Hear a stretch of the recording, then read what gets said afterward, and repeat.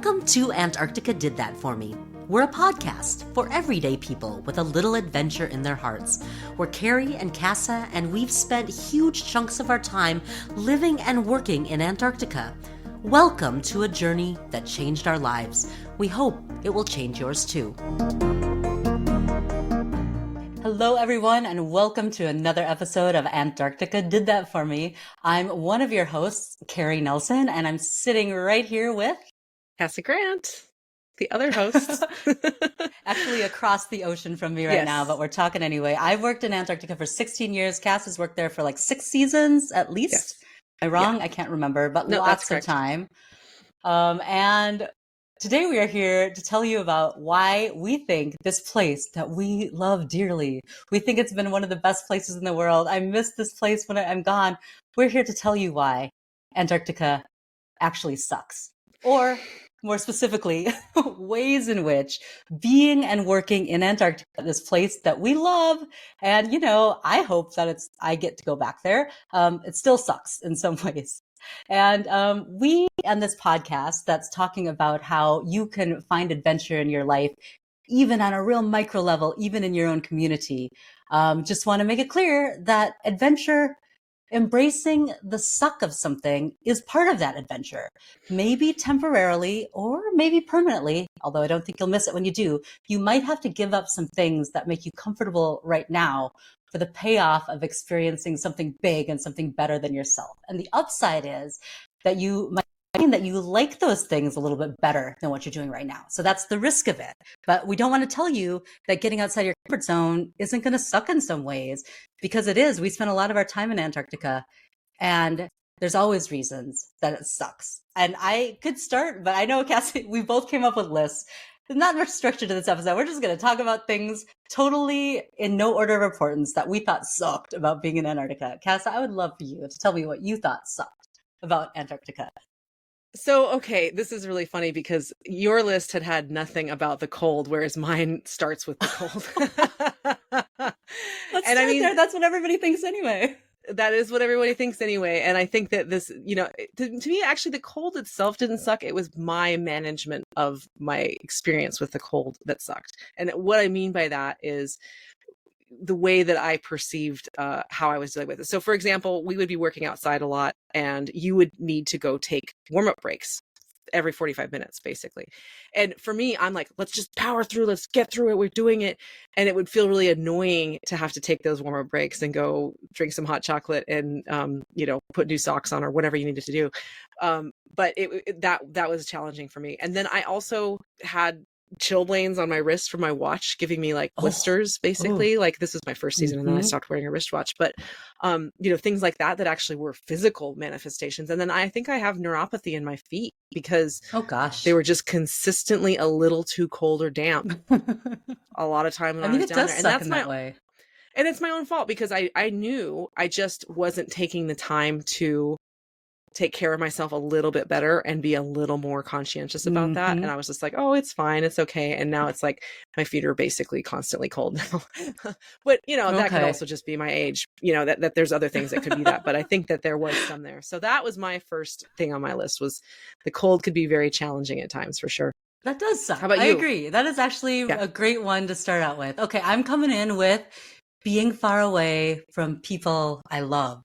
Oh gosh, so far away that they can't visit. You know, in the earlier years, it was hard to even communicate. I mean, not as hard as they had it way back in the day, but internet, forget about it. Phone, like, you kind of, like on Christmas time, you had to wait in line for enough phone lines to come free on station for even one to free up. So you couldn't talk at will. You couldn't communicate at will. And I missed people, being away from people you love and you want to be by. Yes, what do you agree. got? That was a tough one. I agree with all yours, and I think you agree with all mine too. So yeah. Okay. So sometimes visibility. So we would have different weather classifications called condition. So condition 3 was everything normal. You go about your business, everything. Condition 2 was when things were getting a little bit, like maybe visibility was lower, or the temperature was really, really low, or things like this, where we needed to be more aware of the weather. And then condition 1 is where maybe we have whiteout conditions, or also the temperature is below even lower threshold. So when I was driving and working on the snow road, you're not really going to drive off the snow road because you'll just get stuck immediately if you're in a wheeled vehicle. But there were times out on the snow road where it was pretty scary. We would get into Con 1 out of nowhere. Like that, the weather can just really change so quickly.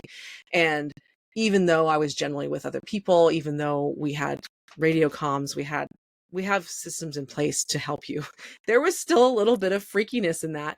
And the funny thing I think about all of these is sometimes that stuff that sucks is actually the stories that you tell later on. Those are the stories with stakes. Those are the stories that are more exciting. It gets suckier and then you're okay. And so you can tell the story. But yeah, that was definitely something that was a little bit sucky at times, was just trying to navigate that kind of weather safely and take care of the people in your care. Good call.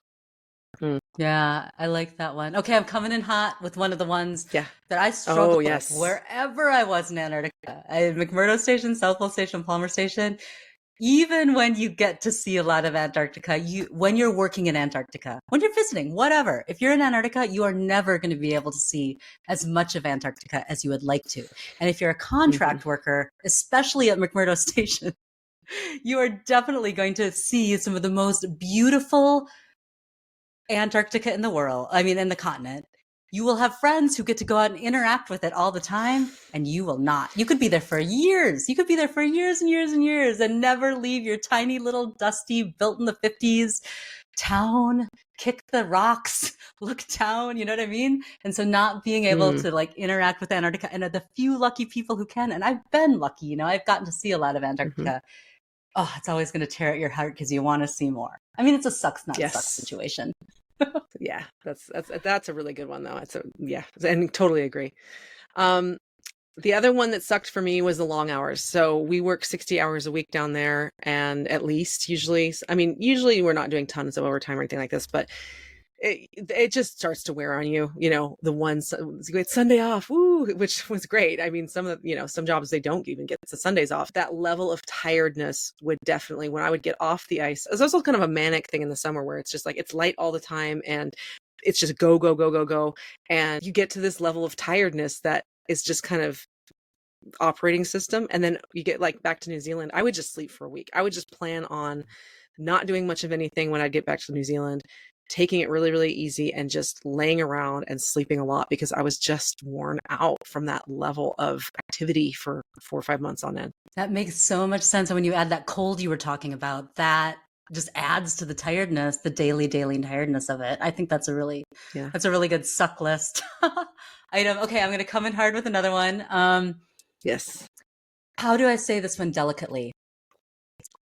Like most workplaces of the world right now, and the world right now is a very watched world, internet-wise, and just what you're doing is being recorded. People can assign different meanings to what you do. So my point is, there are a lot of institutions in Antarctica, and those institutions are very concerned about your personal actions day to day and what you share with other people about your personal actions from day to day. So in some ways, it's just a free-thinking person who wanted to just be a little less watched. You can be watched even in Antarctica, and there's the reality of the world. For me, that kind of sucked. I mean, I think that the way you described it here as the Eye of Mordor is a great way of describing it, because I'm trying to be cool here. I'm trying to be cool, Cass. I wasn't going to say that. Let's go dork. Mordor. We're going full dork, but it is. It's that eye that's always watching you, the Eye of Sauron from the Lord of the Rings. And you just have to be diplomatic be aware. In case people want to hire me again. I wasn't going to throw anybody under the bus. But it's not. I don't think that's anyone in particular. And I think you're right. Like, there's other places that have an Eye of Sauron as well. I mean, it's just that overwatching eye. And I don't think that is specific to Antarctica at all. I think that you can use that description in many, many places. Yeah. It just happens to be a very funny way that we talk about it. I know. So, yeah. It's my personal nickname for some things. Yes, exactly. It's a good one. My next one is, so one of actually I've had several coworkers get hurt when we were down there, and that really sucked. That's probably my number one suck, honestly, because it was really scary. One of them was done in the winter, and we had it was kind of shoulder of winter summer, and we had really bad weather for about a week and a half and couldn't get him out, and he needed to get out and get surgery. And so, that was really scary. And you know, Yeah. it was a bunch of different things that contributed to that happening. Oh, my voice is getting all sad, but it was really scary, and it Yeah. was really hard for us to know that he'd gotten hurt. Luckily, he didn't get killed. There were all these other things, but this is one in particular I'm Mm. thinking about. But I'm sure you've experienced that too. So you know, accidents happen. We're doing a lot of No.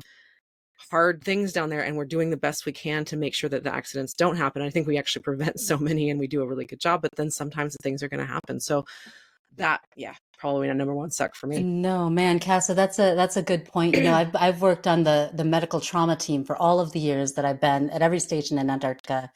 And whenever, and some of those things, you know, they don't all have the happiest of endings. And anytime somebody if you get called to that situation, you're Hmm. definitely going to know the person.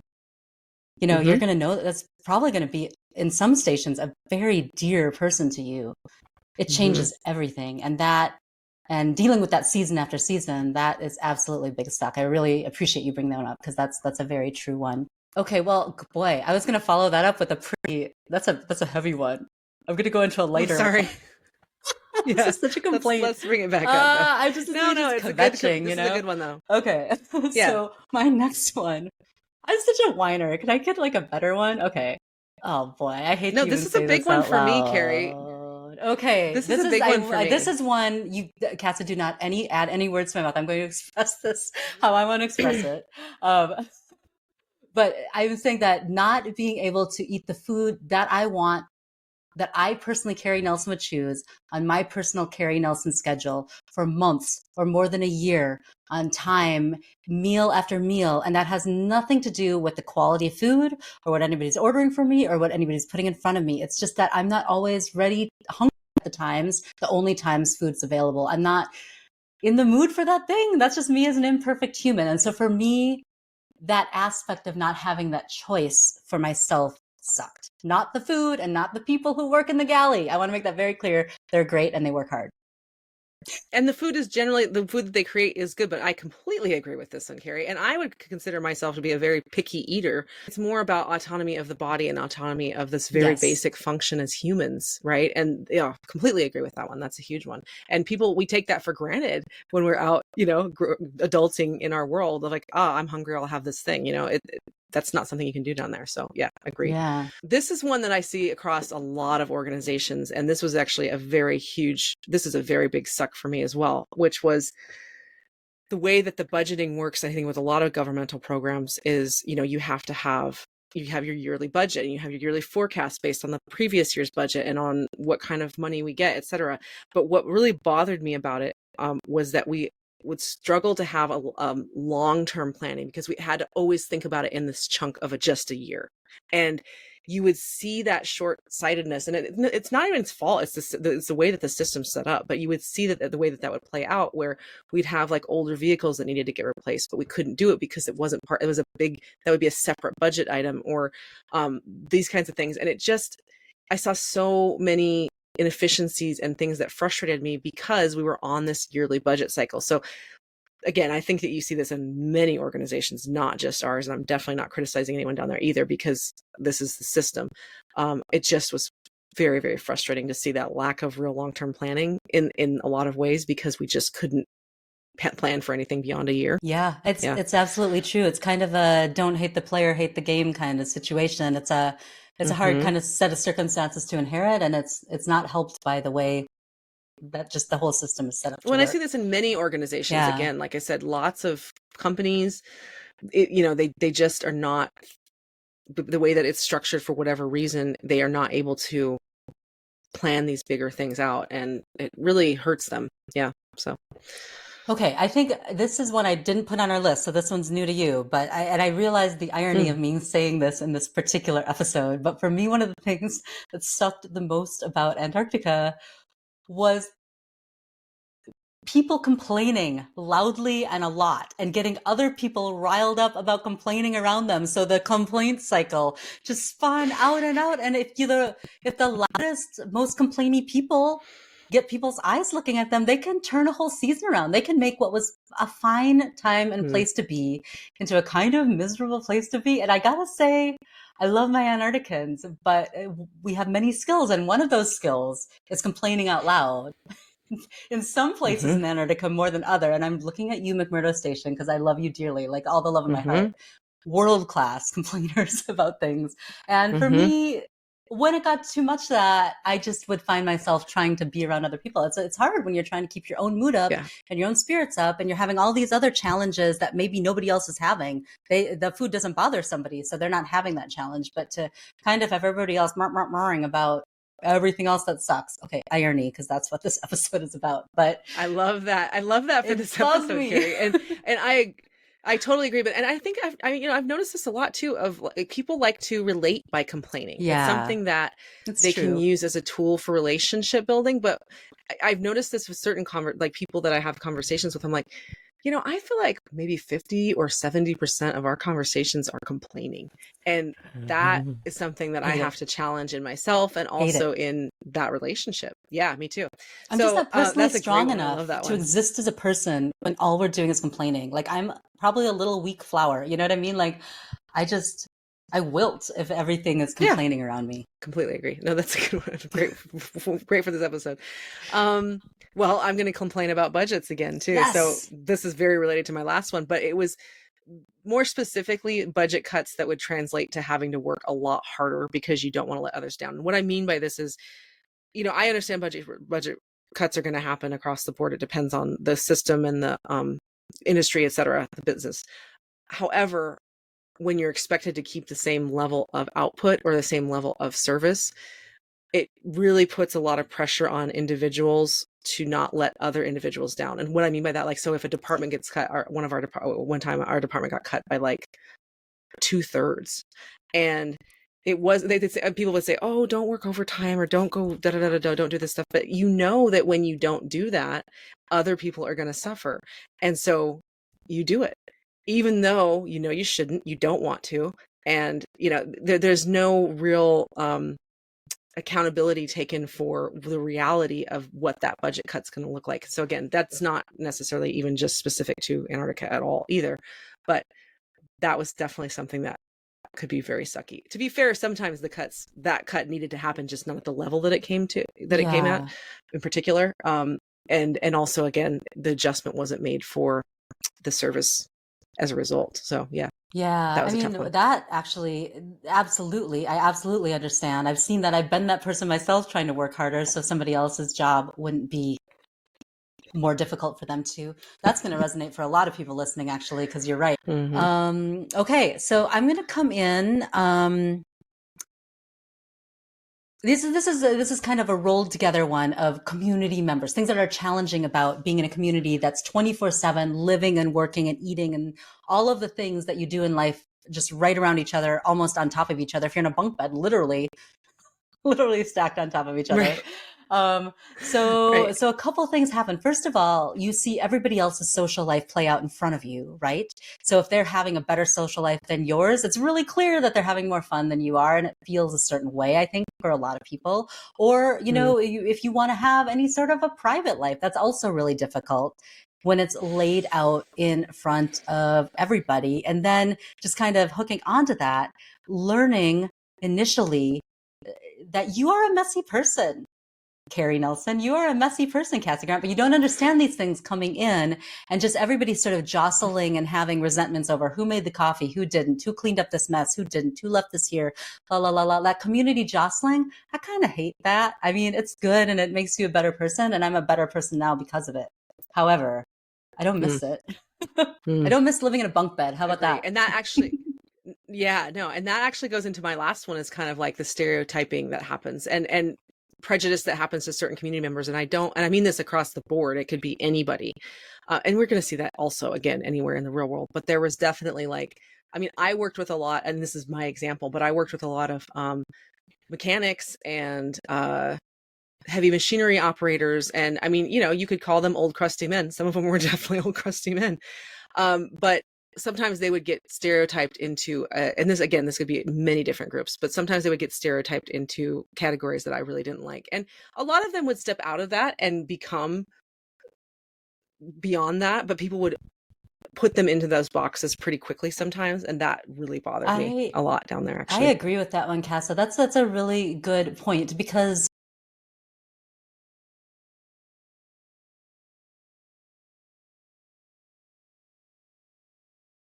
So to get just put into, and there are sometimes the same old stereotypes, is really discouraging Oh, totally. in a community that prides itself on being open to people. I'm going to throw one more out there that I think a lot of workplaces are dealing with, but I think that one place that I'm certainly going to challenge everybody who is involved in Antarctica on every level to become more aware of, it really does affect people down there, is the way that organizations and people in those communities deal with harassment and violence. And I'm going to say it, Antarctica really sucks in that way. It makes people who are, I don't know, I don't want to say vulnerable because that's not true, but it makes some populations really take some energy that you don't even necessarily get in the other world. Like there are serious complaints of harassment and assault that are absolutely true in Antarctica.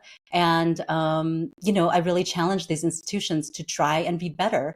And I really challenge community members who are working in Antarctica right now to be a part of that getting better. And that doesn't mean that you have to be on, any of the committees that are starting up or even, you know what I mean? But just to tune in and be aware that that sort of thing happens in Antarctica if people are far away from other people. And that definitely sucked about being in Antarctica. It's a different world in some ways than it is the world I came from. I personally hadn't experienced any harassment or assault before Antarctica. And that's not the truth after leaving Antarctica. So, and I went to Antarctica as an older person. I was 32, 33, 34 when I went. So it wasn't like I was used to dealing with people in the workplace. And I think that you're right. And the thing that I remember us having a conversation about this years ago, actually, and you had an experience that you shared with me, and I had an experience that wasn't directly me, but somebody else. And neither of us went to HR because we felt like it was going to be more hassle than it was worth, and that we might be pushed out or have to deal with consequences that we didn't want to deal with. So we did not speak up. So that, I think, is something that goes really in hand with this culture of disclosure. And I think, a lot of companies and awareness is happening around this more and more, but how are people going to fear retribution or retaliation? And how does that create a culture of non-disclosure that is that we're complicit with, right? And so again, as individuals, we can think about how we can build the safety around being able to talk about these things without feeling like there's going to be retribution. But that was absolutely something that sucked. And I completely agree on that one. So, and it's something that the science community, thank you for bringing that one up. The world is dealing with, the science community is dealing with, and especially Antarctica is dealing with. 100%. So anyway. Yeah. That's kind of a somber note. We can do better, and we know we can do better. I know. And there are people who are very much working to try and make it better. And I really do appreciate those people. Well, and I think that that's what's so important about an episode like this is that if you don't name the things that suck, you cannot improve the things that suck. Absolutely. And this is what the point of all of this is, that, when we talk about these things, and yes, of course we can complain, but we can also use that as a catalyst for creating a better system, creating a better situation. I love that. Yeah. Thanks, Casa, so much. It's about that time where we start wrapping up an episode, and we're talking about the name of the podcast is Antarctica Did That For Me. Casa and I are talking about the ways our lives have changed because of our Antarctica experience, and we want to help you find ways that Antarctica can help your life too. So here's our challenge for this week. Try this. Okay, we want you to think about a way that you've been wanting, maybe somewhere in your brain you've wanted to push yourself for a little while, but you just haven't found the courage yet. And this could be as local as joining a photography group or showing up to take a guitar class, or it could be as big as wanting to quit your job to travel the world here. So basically any size adventure counts. Do you have that adventure picked out? Okay, so your exercise now is to list in your head all of the things that would kind of suck if you did that thing. What it would suck to leave your world behind if you want to go world traveling. How it would feel to suck, like when you go to that guitar lesson, you have to find a guitar, you have to make sure you show up at a time, you have to get uncomfortable with learning like a kindergartner again. Whatever it is, your assignment is not even to do those things, although extra credit if you do. Assignment is to get comfortable with those feelings, to survive those feelings, to just know that they're there, and ask yourself, are those things really as bad as the really great thing I would get out of pushing myself? So put them on a scale, the feeling of this, what sucks and what you get out of the adventure. Ask yourself that. That's it. That's your assignment for this time. So anyway, thanks so much for listening to us. We appreciate you giving us your time. And until next time, I'm Carrie. I'm Casa. And thanks so much for listening. The next episode. Thanks for listening to the Antarctica Did That For Me podcast. If you enjoyed this episode and you'd like to support our efforts, we would love it if you would tell your friends. And if you leave us a review on Spotify or Apple, it will help us find more of our fellow adventurers. We release a new episode every Tuesday, and we are a video and audio podcast, so you can watch or just listen. We're on Spotify, Apple, YouTube, and more, or find everything, including links to our social media, at our website, antarcticadidthatforme.com. Thanks again for listening, and until next week, keep thinking about what opening your own heart to adventure could do for you.